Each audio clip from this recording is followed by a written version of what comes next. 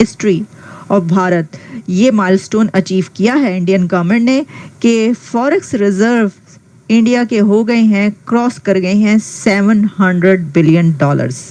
अली की जानिब चलते हैं। अली, ये किस तरह से देख रहे हैं इस विजिट को जो जयशंकर साहब का, और दूसरा ये एससीओ समिट की कितना पाकिस्तान के लिए चैलेंजिंग होगा जो सारी सिचुएशन को देखते हुए अभी इसको होस्ट करना?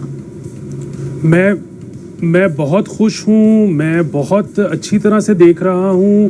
देखिए, इसके इंशाल्लाह बहुत अच्छे असरात मुरतब होंगे। पहले गजा और फलस्तीन से इजहार यकजहती के लिए जमात इस्लामी कराची के तहत शारा फैसल पर अजीमुशान अल अक्सा मिलियन मार्च में अवाम की आमद का सिलसिला जारी है। इस्लामाबाद में पाकिस्तान तहरीक इंसाफ के कारकुनान एक बार फिर जनाह एवेन्यू पर पहुंच गए हैं। आपने सबसे पहले घबराना नहीं है, बाहसियत कौम हम इसका मुकाबला करेंगे। This is big achievement and this is big jump जो इंडिया ने लगाई है। $700 बिलियन यानी $705 बिलियन के करीब हैं, और इसके अंदर $12 बिलियन कुछ वीक्स के अंदर ज्यादा हुए हैं। $12 बिलियन का जो, यानी इससे पहले जो इसकी फैक्ट्स एंड फिगर्स आए थे, इंडेक्स आया था, उसके अंदर $12 बिलियन कुछ दिन के अंदर इसके अंदर इंक्रीज किया है। और इंडिया ये माइलस्टोन अचीव करने के बाद अब दुनिया का 4th कंट्री बन गया है कि जिसके इतने फॉरेक्स रिजर्व्स हो चुके हैं। अब 4th कंट्री जो इंडिया बना है उसमें कौन कौन से कंट्रीज हैं ये आपको बताएंगे, और ये 4थे नंबर पर भारत कैसे आया। पहले तो आप ये बात समझ लें कि 1991 में, यानी आप समझ लें 90s के डेकेड में, इंडिया की वो हालत थी कि खाने को रोटी नहीं थी और पहनने को कपड़ा नहीं था, और बेतहाशा गुर्बत थी, बहुत ज़्यादा पॉवर्टी थी। वो अभी तक लोग जो है ना, पाकिस्तान के बहुत सारे लोग और ये समझते हैं कि वो वहीं पर हैं, उसी 90s में रह गए, कहते हैं बड़ी पॉवर्टी है, बड़ी गुर्बत है। पाइन जाके तो देखें आप ज़रा उधर कहाँ पर पहुंच गए। उन्होंने कितने मिलियंस को अपलिफ्ट किया गुर्बत से। एनीवेज, वो तो एक अलग कहानी है। लेकिन 1990s के डेकेड में वो इंडिया के जो खाने को, पीने को, पहनने को तरसता था, उसके जो है बड़ा IMF के प्रोग्राम में था। अब देखिए वो कहाँ पर पहुंच चुका है। ये माइलस्टोन भारत ने पहली बार हासिल किया है। $700 बिलियन कोई कम बात नहीं होती है भाई।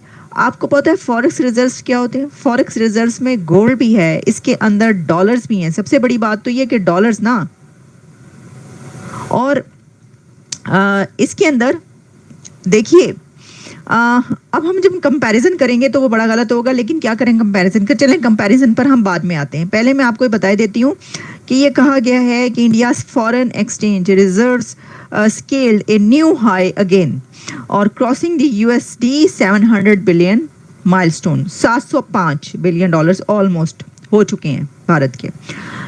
According to latest data from the apex bank, India's foreign currency assets जो है उसकी बात की जा रही है। The largest component of forex reserves जो हैं वो वर एट USD 616 बिलियन। ये जो मैंने आपको कहा ना $12 बिलियन का इजाफा हुआ है, $616 बिलियन पे थे, लेकिन अब यहाँ तक पहुँच चुके हैं।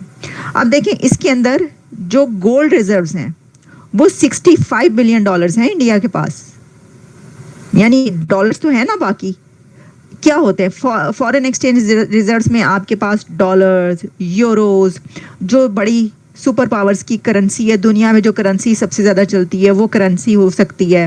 गोल्ड होता है, शायद सिल्वर भी होता हो, कुछ इस तरह की, यानी जो भी आपके ख़जाने होते हैं आपके पास वो। अच्छा, अब उसमें गोल्ड मैंने आपको बताया $65 बिलियन तो गोल्ड है। अच्छा, फिर जो है as per estimate India's foreign exchange reserves are now sufficient to cover over a year of projected imports. एक साल की प्रोजेक्टेड इम्पोर्ट्स जो हैं वो आप उसको इन फॉरेक्स रिजर्व से जो कवर कर सकते हैं। In contrast India's forex reserve सा एक डिक्लाइन ऑफ USD 71 बिलियन 2022 में ऐसा हुआ था, 2022 में।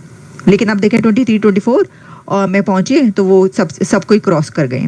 अब फॉरेन एक्सचेंज जो रिजर्व्स हैं वो जैसा मैंने कहा कि करेंसीज में रखे जाते हैं, लेकिन इसके अंदर दूसरे कंट्रीज और कौन से हैं इंडिया के साथ? जो इंडिया चौथे नंबर पर है, तो इंडिया के साथ और कौन से कंट्रीज हैं उससे ऊपर? तो इसके अंदर देखिए जो जापान है, कुछ और कंट्रीज ऐसे हैं जैसे कि चाइना है। अच्छा, जो चाइना के फॉरेक्स रिजर्व्स है ना, वो तो हज़ारों में है, ये याद रखिए। चाइना के पास तो बहुत ज़्यादा है और हज़ारों में उसने बनाए हुए, तभी तो वो इतना चौड़ा होके फिरता है ना। मतलब ये कि वो कर्जा वर्जा पाकिस्तान को कितना कर्जा देता है चाइना, चीन पाकिस्तान को बहुत ज़्यादा कर्जा जो देता है, और भी कई कंट्रीज़ को देता है, लेकिन हम पाकिस्तान की बात करें क्योंकि ज़ाहिर है कि हमें उसका इल्म है, तो वो इसीलिए कि उसके पास बहुत पैसा है। और अगर खुदा न खास्ता ना भी हो सके, वो कहते हैं ना कि हमने तो अपने हिस्से की शम्में जलाते चले जाना है। आप दुनिया के किसी भी जो है ना उसके शुमारिये देख लें, चाहे ब्लूमबर्ग के, चाहे किसी और मालियाती इदारे के, 2050 में चाइना और इंडिया दोनों की मईशत अमेरिका को इंडिविजुअली क्रॉस कर चुकी होगी। अब जो दौर है ना, वो खित्तों का दौर है, वो ममालिक का दौर नहीं है। अब जो है ना उनके लिए भी ज़रूरी है कि पाकिस्तान एक स्टेबल मुल्क हो, एक अच्छा कारोबारी मुल्क हो। पाकिस्तान के लिए बहुत ज़रूरी है कि वो तरक्की करें, हमारे आपस में अच्छे ताल्लुकात हों। अब जो है ना, और देखिए IMF ने हमारे बारे में ये कहा है कि शायद अगर हम अपनी सिमत ठीक कर लें तो ये हमारा आखिरी प्रोग्राम हो सकता है, या ना भी हो, अगेन हमें एक और भी करना पड़ जाए, उसके बाद भी एक और करना पड़ जाए। अपनी सिमत दुरुस्त करनी बड़ी ज़रूरी है। और सिमत कैसे दुरुस्त होगी कि हमने 77 साल में जो किया है, अब सबको एहसास है। मुझे तो बहुत उम्मीद है कि हमारे हुक्मरानों को भी फाइनली एहसास हो गया है, हमारी इस्टेब्लिशमेंट को भी फाइनली एहसास हो गया है। मैं बड़ा खुश हूँ इस बात पे कि अब जो है ना हमने करना है कारोबार, हमने दुनिया के साथ ट्रेड करनी है, हमने जो है वो किसी चीज़ का ठेका नहीं उठाया हुआ। हम यहाँ पे 24 करोड़ की आवाम हैं जो कि इज्जतदार तरीके से रोटी खाना चाहते हैं। हम दुनिया में तरक्की करना चाहते हैं, पनपना चाहते हैं। हम कोई किला विला नहीं है किसी चीज़ का।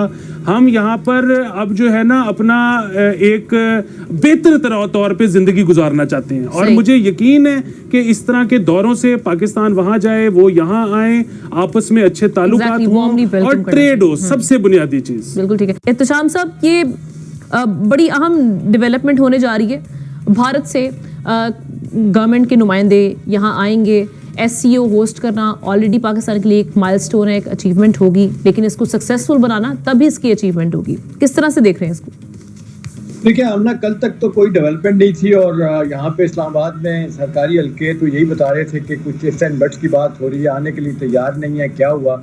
अब बुनियादी सवाल इस वक्त यही है कि जयशंकर वज़ीर ख़ारजा जो पाकिस्तान में आ रहे हैं, वो बायलैटरल लेवल पे तो हम ये कह सकते हैं कि इसका कोई इससे ताल्लुक वास्ता नहीं है। तो आपने खुद ही बताया, ये 2015 के बाद कोई यहाँ पे बंदा इस लेवल का नहीं आया, बावजूद इसके कि बाहर से भी कहा गया, अमेरिका, चाइना, रशिया ने भी कोशिश की कि इनके ताल्लुकात में कम से कम इस हद तक हो जाए कि कोई मुलाकातें थोड़ी बहुत शुरू हों। लेकिन अब ना ये SCO का फोरम इतना ज़बरदस्त है और पाकिस्तान के कॉन्टेक्ट में इसकी अहमियत इसलिए ज़्यादा है कि 2017 में पाकिस्तान को एक फुल मेंबरशिप इसकी मिल गई थी।